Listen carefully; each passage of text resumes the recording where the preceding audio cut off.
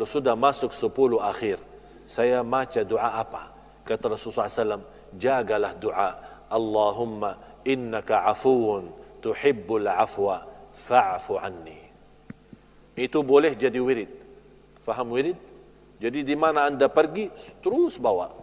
Allahumma innaka afuun tuhibbul afwa fa'fu anni. Allahumma innaka afuun tuhibbul afwa fa'fu anni. Ini khusus disunnahkan di 10 malam akhir. Saat buka puasa, jangan rugikan. Kata Rasulullah SAW, da'watul lis-saimi 'inda fitrihi la turad. Ada satu doa bagi orang yang berpuasa, saat buka puasa dia berdoa, doanya 100% kabul.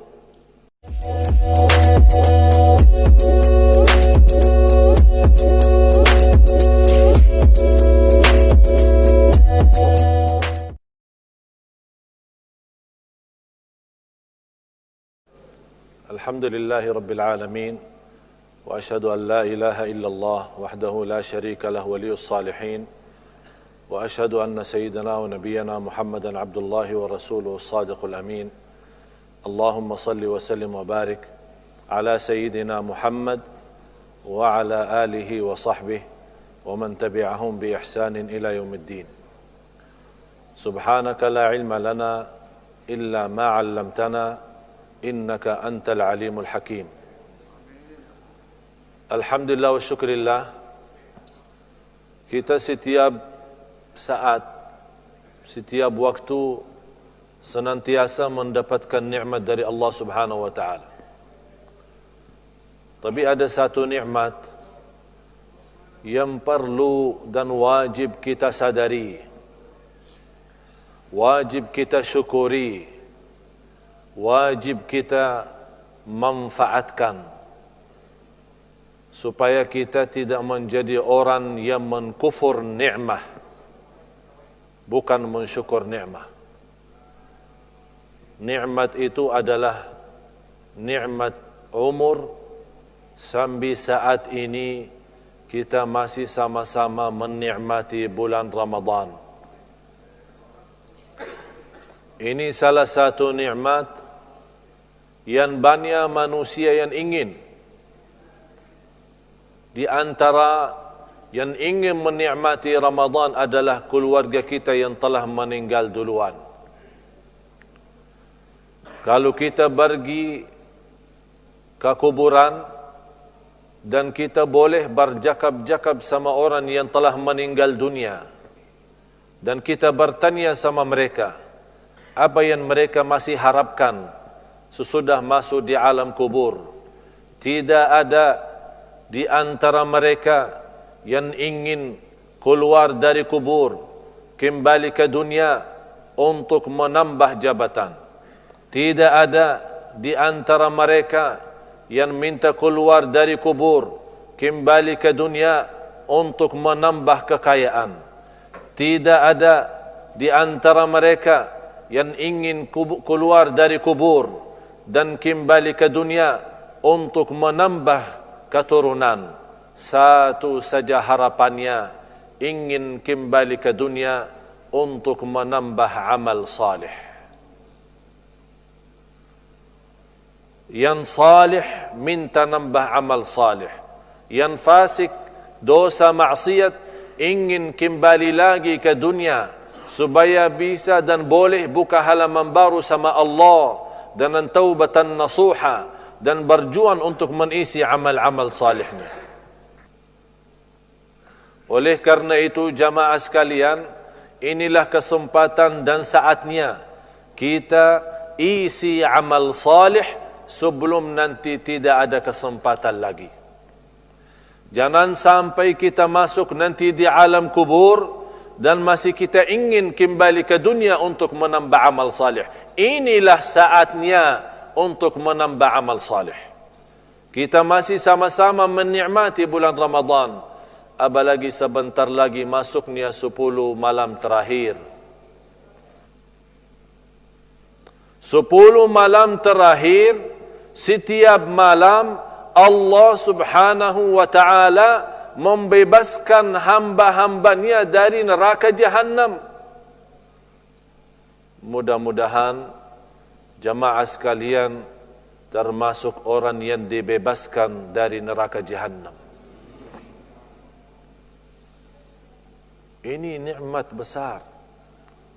Kita masih boleh jumpa Ramadan. Baru saja kemarin, malam pertama di seluruh dunia meriputkan isbatnya. Apakah hari pertama Jumat atau hari pertama Sabtu? Tapi sekarang sudah habis. Sebentar lagi 10 malam. Kita tidur, belum nyaman, sudah hari lebaran.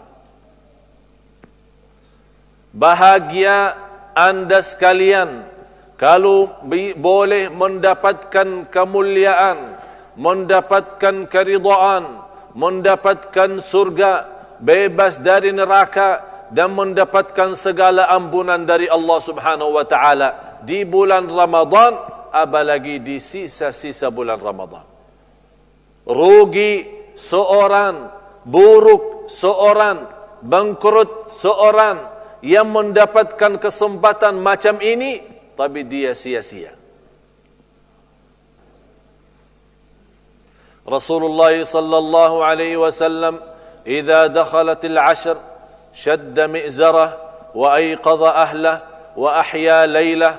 Rasulullah sallallahu alaihi wasallam kalau sudah masuknya 10 malam akhir mengikatkan, kalau boleh berkata sarungnya.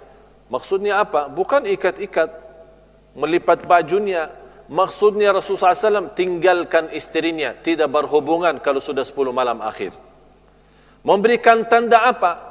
Zuhudnya dari jima', walaupun jima' itu halal, walaupun jima' itu mubah, tapi karena 10 malam akhir itu sebuah kesempatan dan kemuliaan, Rasulullah tinggalkan kenikmatan jima' berhubungan sama istrinya untuk bagaimana menikmati berhubungan sama Allah Subhanahu wa taala. Dan Rasulullah SAW menghidupkan sepanjang malam sampai subuh.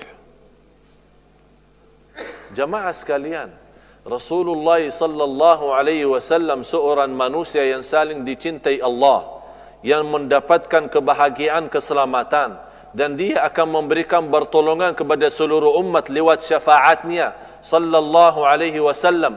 Tapi beliau sendiri walaupun bersih, suci, tidak ada dosa dan salah, sallallahu alaihi wasallam begitu memanfaatkan sisa bulan Ramadan 10 malam terakhir. Apalagi kita. Kalau Rasulullah sallallahu alaihi wasallam sudah diampuni segala dosa, sudah disayangi Allah, dicintai Allah, ya habibi, ya Muhammad, ya Rasulullah, disayangi, dan tidak ada orang pun yang mendapatkan kemuliaan dan keagungan semacam mana didapatkan oleh Nabi kita Nabi Muhammad sallallahu alaihi wasallam. Tapi lihat, beliau tidak pernah berkata, saya sudah jamin masuk surga, mau apa salat malam 10 akhir? Jamin surga, bebas dari neraka, sallallahu alaihi wasallam. Tapi beliau memaksimalkan, bersungguh-sungguh, bekerja keras untuk mencari ridha Allah Subhanahu wa taala. Wajib bagi kita mensadarkan sisa umur ini kesempatan terakhir. Anggap Allah masih kasih sayang kepada kita.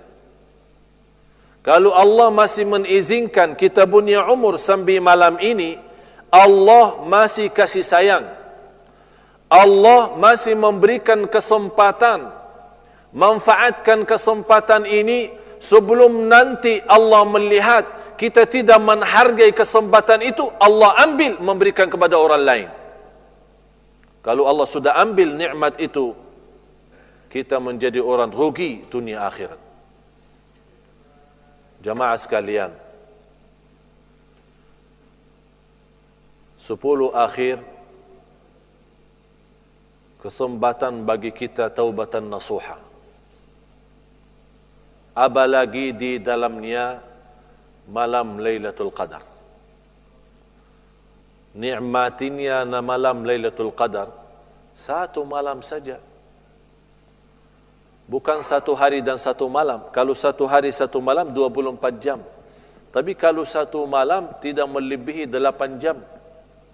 Kalau malam hari, anggap dari mula habis maghrib sampai subuh. Berapa jam? Hampir 7 jam atau 8 jam. Ini 8 jam, kalau kita boleh diterima oleh Allah, mendapatkan nilai ibadah 83 tahun. 1000 bulan. 83 tahun hanya di dalam 8 jam. Cuba lihat kasih sayangnya Allah kepada kita umat Nabi Muhammad sallallahu alaihi wasallam.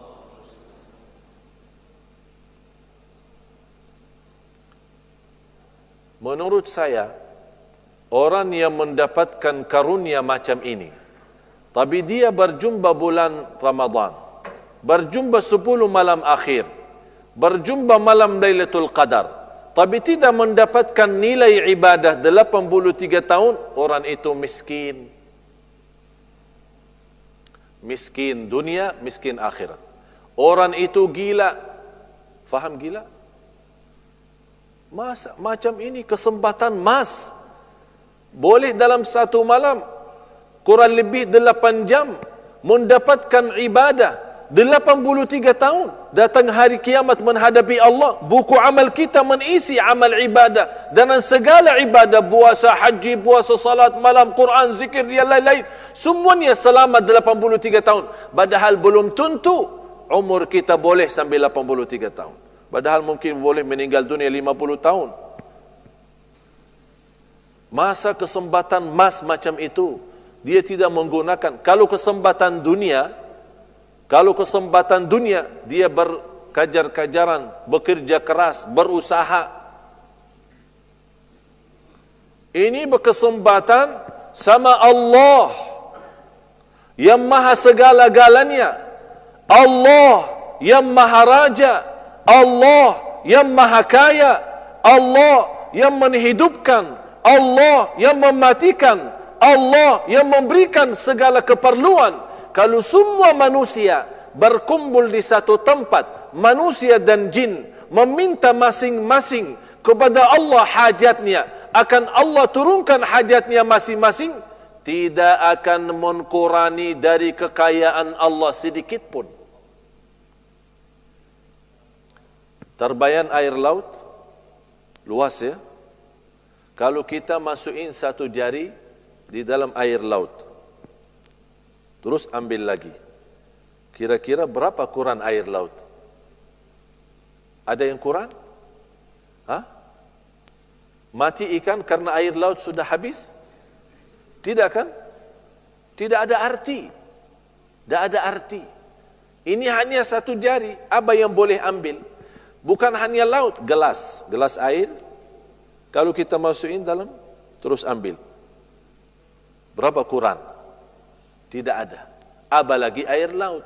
Itulah kekayaan Allah. Kalau semua manusia dan jin minta hajat sama Allah, Allah berikan kepada mereka satu persatu, tidak akan mengurangi sedikit pun. Hanya sebatas jari masuk air laut, kemudian ambil. Itulah kekuasaan, itulah kekayaan Allah subhanahu wa ta'ala.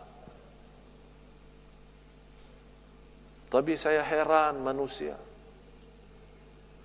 Inilah Allah manggil kita, Allah yang menawarkan, Allah yang mengundang, Allah jumbut, tapi kita tidak terima. Kalau manusia jumbut, kita terima. Allah jumbut, kita tidak terima. Seolah kita perlu sama manusia, bukan perlu sama Allah. Itulah sifatnya manusia sombong. Oleh karena itu Allah berfirman, innahu kana zaluman jahula. Karena manusia membawa amanat, sungguh manusia amat zalim, amat bodoh. Kata siapa? Allah. Manusia sangat zalim dan sangat bodoh. Memang manusia sangat zalim terhadap dirinya. Dia tidak tahu mana yang terbaik dunia akhirat.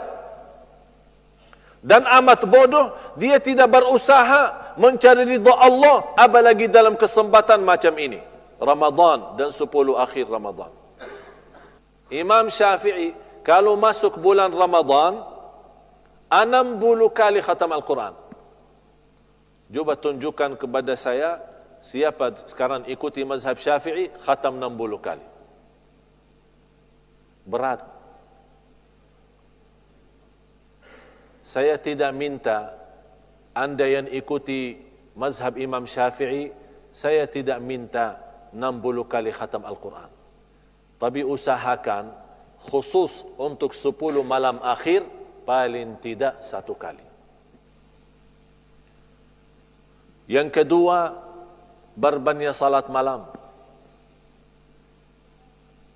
Ini malam pertama saya di sini. Saya mau bertanya. Salat tadi macam itu banjan atau sedang? Dah apa? Boleh beritahu. Kalau terlalu banjan, saya besok baca satu ayat saja. Kalau terlalu pendek, saya banjan lagi. Biar satu khataman Al-Quran satu malam. InsyaAllah tidak ada yang salat malam. Sebagaimana ada satu kawan, dia memaksa jamaah ikut 11. Tidak boleh lebih daripada 11 tarawih. Saya bercakap, kenapa tidak boleh lebih dari 11? Dia jawab, Rasulullah SAW di hadis Siti Aisyah, kalau masuk Ramadan maupun di luar bulan Ramadan tidak pernah lebih daripada 11. Terus dia mau salat tarawih 11, tidak boleh 23. Kan kita 23 kan? Saya jelaskan biar anda semua tahu. Kalau ada besok-besok orang bertanya, kenapa di Brunei 23? Kenapa tidak macam Rasulullah 11? Saya akan beritahu kenapa. Yang pertama, 11 Rasulullah bukan dihitungkan jumlahnya, tapi lihat cara salatnya apa. Satu rakaat 700 ayat, Al-Baqarah, Ali Imran, An-Nisa. Al-Baqarah 286, Ali Imran 200, An-Nisa 176. InsyaAllah kalau kita mau 11 sesuai Rasulullah, baca juga, jangan jumlah saja 11 tapi cara tidak sesuai. Kalau kita mau ikuti Rasulullah 100%, laksanakan 11 dengan bacaan banjan, InsyaAllah tidak ada makmum di belakang kita. Ya, siapa yang mampu? Cuba kalau kita sekarang salat, minta imam kita salat 11, satu rakaat 700, siapa yang boleh ikut? Semua pulang. Oleh karena itu, Imam Syafi'i rahimahullah, ini pemahaman yang sangat penting kita hargai. Dan ilmu, tingginya ilmu Imam Syafi'i, luas pemahamannya, membolehkan 23, karena dia di masa umat ini semakin lemah, malas. Salat jamaah aja 5 waktu malas, apalagi mutarawih. Akhirnya dikurangin jumlah bacaan, tapi dibanyakkan jumlah rakaat. Dan sebagian ulama sudah menjelaskan, berlaku ini memang sudah ada di zaman Rasulullah SAW. Sebagian sahabat, malah ada seorang datang kepada Rasulullah, ya Rasulullah, bagaimana salat malam? Kata Rasulullah, 2 rakaat sambil mendekati subuh. Kalau kamu takut masuknya subuh, tutup dengan witir. Artinya di sini tidak ada batas. Kalau Rasulullah memerintahkan, orang datang bertanya, bagaimana cara salat malam? Kalau Rasulullah memang tidak boleh lebih daripada 11, kan langsung, tidak boleh lebih daripada 11. Tapi Rasulullah memberitahu, 2 sampai subuh. Kalau kamu takut masuknya subuh, segera tutup dengan witir. Ini tanda apa? Jumlah salat malam bebas. Oleh karena itu jamaah sekalian, salat malam sangat berguna, bermanfaat. Kata Imam Al-Hasan Al-Basri rahimahullah, barang siapa yang ingin cahaya kalbu, cahaya muka, jaga salat malam. Menurut saya, tidak ada orang yang suka salat malam rutin, istiqamah, menghadapi kesusahan. Tidak ada. Kalau ada salat malam, ada susah, dia mutar sana, pusing. Datang susah, oh ini orang salat malam,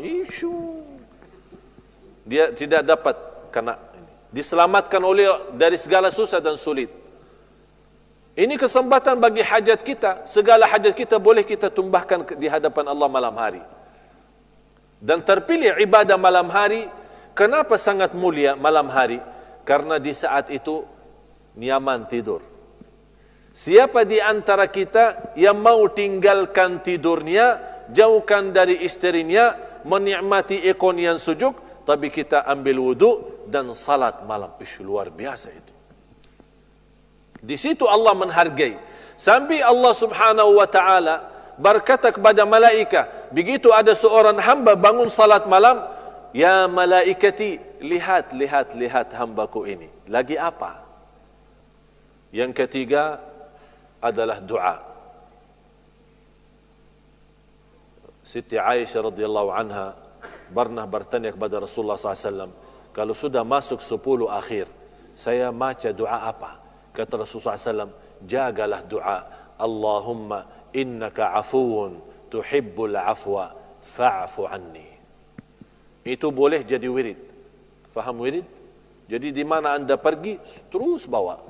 Allahumma innaka afuun tuhibbul afwa fa'fu anni. Allahumma innaka afuun tuhibbul afwa fa'fu anni. Ini khusus disunnahkan di 10 malam akhir.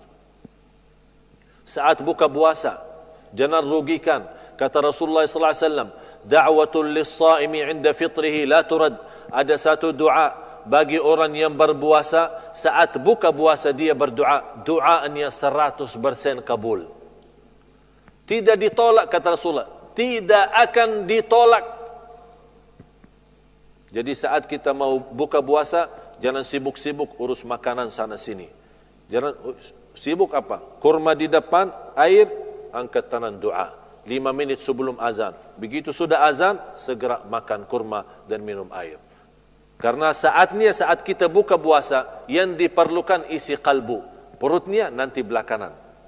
Jadi bilang sama perut, tunggulah, salat dulu ya. Biasakan diri, biasakan isi. Ini kesempatan musim belanja hidayah, musim belanja taqwa, musim belanja iman, musim belanja ampunan, belanja ridha Allah. Jamaah sekalian, jangan sampai di antara kita yang jadi rugi. Begitu datang lebaran malah dia menyesal. Jangan sampai kita datang di hari raya Idul Fitri, Allah Subhanahu wa taala menghantarkan malaika ikut salat Idul Fitri. Selepas salat Idul Fitri, malaika membagikan sertifikat dari Allah Subhanahu wa taala, segala ampunan lahir batin, bebas dari neraka Jahannam. Tapi di antara orang yang ikut salat Id, malaikat tidak membagikan sertifikat itu, malah dilaknati oleh malaikat karena dia termasuk orang yang sia-sia di bulan Ramadan. Mudah-mudahan majlis kita yang sama-sama belajari malam ini menjadi bermanfaat bagi kamu, berguna bagi kita semua. Semoga dikuatkan oleh Allah Subhanahu wa taala lahir dan batin, supaya mengamalkan apa yang baru sama-sama kita belajari.